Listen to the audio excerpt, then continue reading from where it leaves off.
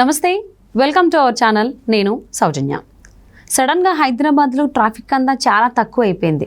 సంక్రాంతి వచ్చిందేమో అన్నటువంటి భావన కలిగిస్తోంది ట్రాఫిక్ని చూస్తుంటే. ఎందుకు అంటే ఏపీలో ఎలక్షన్స్ అవుతున్న సంగతి మనందరికీ తెలిసిందే. సో ఇక్కడ ఉన్నటువంటి ఏపీ ఓటర్లు అంతా కూడా అటే వెళ్తున్నారు అని చెప్పేసి అని అంటున్నారు. అందుకే ట్రాఫిక్ కూడా తగ్గిపోయిందని చెప్పేసి అని చాలామంది విశ్లేషకులు అభిప్రాయపడుతూ ఉన్నారు. మరి ఇది ఎంతవరకు వాస్తవం? ఇక్కడ ఉన్నటువంటి ఏపీ ఓటర్లు ఎవరైతే ఉన్నారో వాళ్ళు ఎటువైపు చూసేటువంటి అవకాశం ఉంది. ఈ అంశానికి సంబంధించి మనతో మాట్లాడడానికి, మరి విశ్లేషణని మనతో పంచుకోవడానికి ఈరోజు మనతో పాటు ఉన్నారు జనసేన అధికార ప్రతినిధి కూసంపూడి శ్రీనివాస్ గారు ఉన్నారు. వారితో మాట్లాడదాం. నమస్తే శ్రీనివాస్ గారు. నమస్తే అమ్మా. సో యాక్చువల్లీ ట్రాఫిక్ తగ్గడం అనేది హైదరాబాద్లో రెగ్యులర్గా ప్రతి సంవత్సరం సంక్రాంతి టైంలో ఆ 3-4 రోజులు లేదంటే వారం రోజులు జరుగుతూ ఉంటుంది. కానీ ఇప్పుడు 5 సంవత్సరాలకు వచ్చేటువంటి ఒక పండగ కాబట్టి ఓటర్ల పండగ ఇప్పుడు కూడా సేమ్ అదే సిచ్యువేషన్ కనిపిస్తుంది హైదరాబాద్లో. సో మరి ఏపీ ఓటర్లు ఎవరైతే ఉన్నారో హైదరాబాద్లో నివసిస్తున్నటువంటి వాళ్ళు ఇటువైపు చూసేటువంటి అవకాశం ఉంది. మరి ఈ ఎఫెక్ట్ సజ్జల మీద పడేటువంటి అవకాశం ఉందని కూడా చాలామంది అంటూ ఉన్నారు. ఇది ఎంతవరకు వాస్తవం? ఒకటి, మనది ఉమ్మడి రాష్ట్రం. యాక్చువల్గా ఒకప్పుడు అయితే హైదరాబాద్ అందరికీ 2 రాష్ట్రాలకి స్టేట్ క్యాపిటల్. ఆడు పెద్ద తెలిసేది కాదు. ఇప్పుడు పరిస్థితి మారింది. 2 రాష్ట్రాలు అయినా కూడా ఆంధ్రప్రదేశ్లో యువతకి అక్కడ ముఖ్యంగా ఐటీ రంగానికి సంబంధించి అక్కడ సరైనటువంటి కంపెనీలో వాళ్ళందరూ కూడా ఇక్కడే జాబులు చేసుకోవాల్సిన పరిస్థితి. అయితే హైదరాబాదు లేకపోతే చెన్నై, బెంగళూరు ఇటువంటి పరిస్థితి. సరే, సహజంగానే మన దేశంలో అతిపెద్ద పండుగ ఏదైనా ఉందంటే ఎలక్షన్స్. అందులో జాతీయ స్థాయిలో మొత్తం జరిగే ఎలక్షన్స్ కదా మనది. ఒక పక్కనేమో నేషనల్ ఎలక్షన్స్, ఒక పక్కనేమో స్టేట్ ఎలక్షన్స్. ఒక విధమైనటువంటి మీరు అన్నట్టు సంక్రాంతి వాతావరణం కింద కనిపిస్తుంది. మీరు గమనించారో లేదో, ఈ 4 రోజులు మామూలు రేటు కంటే 4-5 రెట్లు ఎక్కువ రేట్లు ఉన్నాయి ధరలో ఎవరికి, ప్రైవేట్ బస్ ట్రావెల్స్కి. ట్రైన్స్ అయితే ఎక్స్ట్రా ట్రైన్స్ వేసింది సౌత్ సెంట్రల్ రైల్వే హైదరాబాద్ నుంచి అటు ఆంధ్రాకి. అంటే ఓవర్లోడ్ అయిందన్నమాట.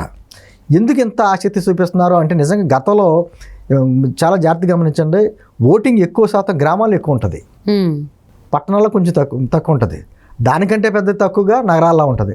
హైదరాబాద్లో ఎప్పుడు కూడా 50% దాటి ఓటింగ్ రాదు.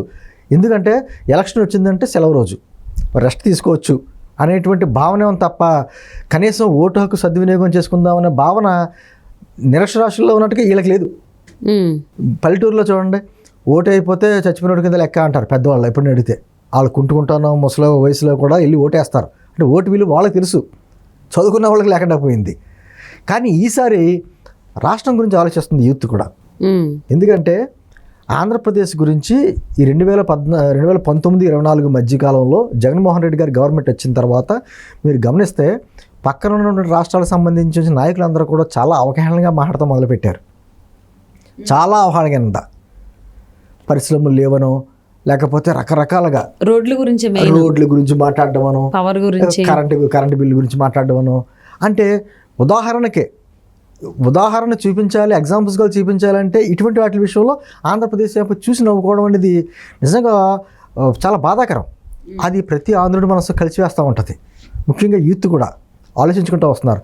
ఈ రోజున అక్కడ ఆంధ్రప్రదేశ్లో పరిస్థితి ఎలా అయిపోయిందంటే కేవలం వృద్ధులు, గ్రామాల్లో పరిస్థితి వృద్ధులు లేకపోతే వికలాంగులు, ఆ ఊరు దాటి బయటికి వెళ్ళలేని పరిస్థితులు ఉన్న వాళ్ళు అక్కడ ఉంటున్నారు తప్ప నిజంగా కాస్తో కోస్తో చదువుకుని ఏదైనా సొంతంగా ఒక వ్యాపారం పెట్టుకోవాలన్నా లేకపోతే ఒక ఉద్యోగం చేయాలన్నా, ఉపాధి గురించి వెళ్ళాలంటే ఖచ్చితంగా పక్క రాష్ట్రాలకు వెళ్ళవలసిన పరిస్థితి.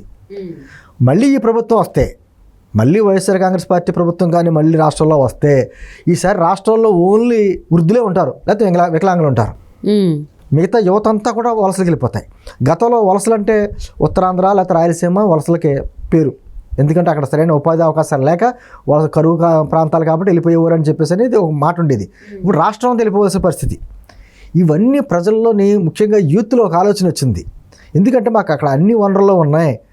ఏ సాఫ్ట్వేర్ కంపెనీస్ నిజంగా అక్కడ పెట్టుంటే మేము మా తల్లిదండ్రులని, మా కుటుంబీకులని వదులుకుని ఇక్కడ రావాల్సిన పరిస్థితి లేదు. ఈరోజు ఇక్కడ రావాల్సిన పరిస్థితి వచ్చిందంటే కేవలం అక్కడ ఉన్నటువంటి ప్రభుత్వం అనేటువంటి భావన బాగా కలిగింది. కాబట్టి టికెట్ ఎన్ని వేలైనా సరే కొనుక్కుని వెళ్ళే పరిస్థితి లేదనుకోండి. 4-5 కలిసి ఒక క్యాబ్ బుక్ చేసుకుని అలా వెళ్తున్నారు. ఆల్రెడీ కొంతమంది అయితే అక్కడ పోటీ చేసే అభ్యర్థులు ఇక్కడి నుంచి బస్సులు వేశారు. ఆ బస్సులు వెళ్ళే వాళ్ళు కొంతమంది.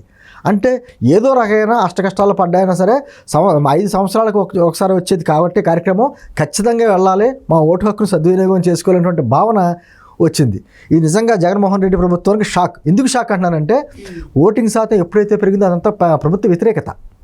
ఆల్రెడీ బ్యాలెట్ పేపర్ ఓటింగ్ జరిగింది. అవును, వీళ్ళకి ఎవరైనా ఉపాధ్యాయులకి ప్రభుత్వ ఉద్యోగులకి అందరూ కలిసి 4,32,222 మంది ఉపయోగించుకున్నారు. అది రికార్డు. గతంలో 2 లక్షలు 2.5 లక్షలు ఉండేది వాళ్ళది పోస్టల్ బ్యాలెట్ ఓటింగ్. ఇప్పుడు 4,32,000 అంటే ఇదంతా ప్రభుత్వ వ్యతిరేకత. వాళ్ళని ఏ విధంగా బానిసలుగా చూశారో, ఏ విధంగా హింసించారో, వాళ్ళని చదువు నేర్పేటువంటి ఉపాధ్యాయుల్ని తీసుకెళ్లి మద్యం షాపుల దగ్గర కాపలా పెట్టారు. ఇటువంటి కార్యక్రమాలు చూశారు. వాళ్ళు ఇసుకుపోయి ఉన్నారు. ప్రభుత్వ ఉద్యోగులు కాబట్టి మాట్లాడలేకపోవచ్చు, కానీ ఖచ్చితంగా ఓటుతో వాళ్ళు కసి తెచ్చుకున్నారు. అదొక సిగ్నల్. అదే సిగ్నల్ ఇప్పుడు ఏంటంటే ఇంతమంది ఖాళీ చేసి ఏదో రకంగా అష్టకష్టాలు పడని వెళ్ళి మనం ఓటు సద్వినియోగం చేద్దాం, మన రాష్ట్రాన్ని కాపాడుకుందాం అనేటువంటి భావన యూత్లో వచ్చింది. కాబట్టి హైదరాబాద్ మొత్తం ఒక సంక్రాంతి వాతావరణంలో ఎలా అయితే ఖాళీగా ఉంటుందో అటువంటి వాతావరణం ఏర్పడింది ఇప్పుడు. ఓకే. సో మరి ఏపీ ఓటర్స్ ఎవరైతే ఉన్నారో, వాళ్ళు ఎవరైతే ఇప్పుడు ఓటు వేయడానికి ఊరు వెళ్తున్నారు కదా సొంత ఊళ్ళు, వాళ్ళందరూ ఎటువైపు చూసేటువంటి అవకాశం ఉంది? ఖచ్చితంగా అమ్మా, ఏ రాజకీయ పార్టీ అయితే మా భవిష్యత్తుకి బాగుంటుంది, లేకపోతే రేపొద్దున నెక్స్ట్ జనరేషన్ భవిష్యత్తు బాగుంటుంది, రాష్ట్రం నేను ఇందాక చెప్పినట్టు మన రాష్ట్రాన్ని గురించి పక్క రాష్ట్రాల్లో ఈర్ష్యపడేలా ఉండాలి పాలన అంటే. అంతే తప్ప మన పాలన చూసి అవహేళన చేసేలా ఉండకూడదు. అటువంటి పరిస్థితి ఏర్పడింది. ఎన్నో మాయమాటలు చెప్తే ప్రభుత్వాలు 5 సంవత్సరాలు రాజధాని లేకుండా రాష్ట్రాన్ని పరిపాలించాడు జగన్మోహన్ రెడ్డి.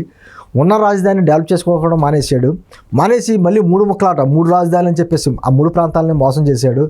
ఒక ప్రత్యేక హోదా సాధిస్తారని చెప్పి ఎన్నో మాటలు చెప్పిన వ్యక్తి కనీసం దాని గురించి ఊసేలేదు ఈ రోజున. ఎలక్షన్స్ ముందేమో యూనివర్సిటీలకి కాలేజీలకి అంతా తిరిగి ప్రత్యేక హోదా రాకపోతే మొత్తం అన్యాయం అయిపోద్ది రాష్ట్రం అని చెప్పిన మనిషి దాని గురించి మాట్లాడట్లేదు.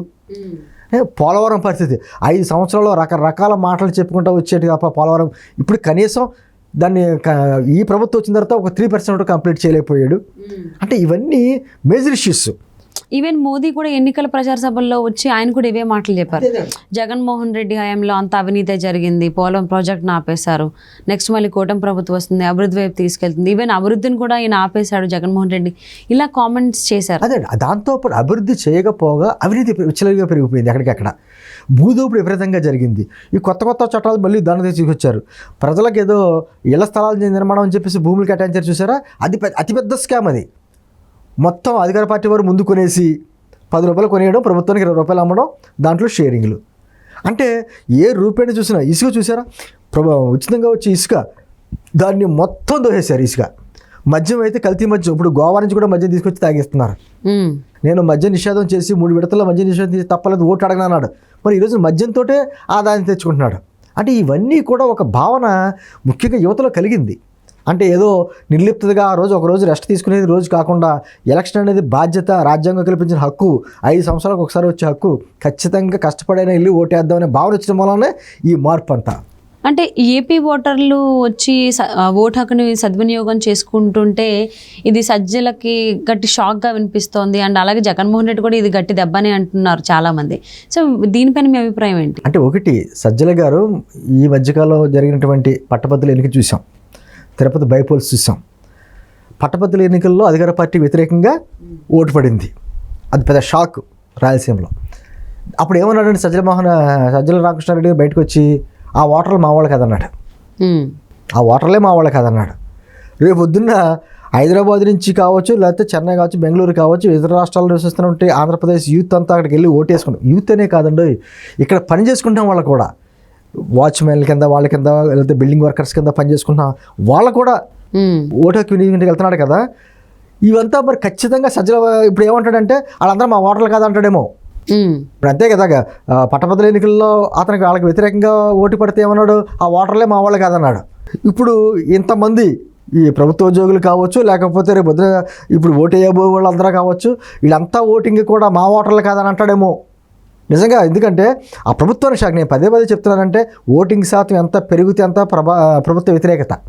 అందుకని ముఖ్యంగా సకల శాఖ మంత్రి గారు మరి దీనికి ఏం సమాధానం చెప్తాడో రేపు పొద్దున ఎన్నికలు అయిపోయిన తర్వాత, లేకపోతే ఓటమిని అంగీకరించడానికి ఇష్టం లేక అసలు ఆ ఓటరైన వాళ్ళు కాదంటాడేమో మళ్ళీని, అది కూడా వేచి చూడాలి మనం. అవును.